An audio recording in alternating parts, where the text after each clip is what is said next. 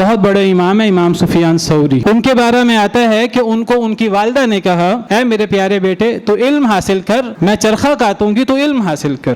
یا بنی اے پیارے بیٹے جب تو 10 حدیثیں پڑھ لے تو پھر دیکھنا کہ ان 10 حدیثیں پڑھنے سے تیرے حلم میں, تیرے وقار میں, تیری چال ڈھال میں کیا فرق پڑا ہے, کیا بہتری آئی ہے. اگر تو وہ بہتری آئی تو بہت اچھی بات ہے, تو اگر وہ بہتری نہیں آئی تو پھر تجھے یہ تیرا دین پڑھنا فائدہ نہیں دے رہا. تو دین بھی پڑھ اور ایسا دین پڑھ جس کا اثر تیرے چال ڈھال میں, تیرے علم اور حلم میں اور تیرے وقار میں, تیری ہر چیز میں اس علم کا اثر نظر آئے. امام سفیان ثوری کو ان کی والدہ یہ نصیحت کیا کرتی تھی. سفیان ثوری جن کی والدہ نے ان کے لیے اتنی محنت کی, تو ان کے بارے میں آتا ہے کہ جب یہ کسی علاقے میں جاتے تو لوگ اکٹھے ہو جاتے. قد جاء الثوری, قد جاء الثوری, ثوری آگے ہیں. لوگ ان کو دیکھنے کے لیے اکٹھے ہو جایا کرتے تھے. صالح بن زبیر بہت بڑے امام ہیں, کہتے ہیں کہ ایک دفعہ امام سفیان ثوری آئے تو ہم لوگ دیکھنے گئے تو ابھی سفیان ثوری نوجوان تھے, ابھی ان کی داڑھی کے پورے بال بھی نہیں نکلے تھے. اللہ نے ان کو اتنا بڑا علم دیا اور اتنا بڑا مقام دیا جوانی سے. یہ کس کی محنت تھی؟ ان کی والدہ کی محنت تھی.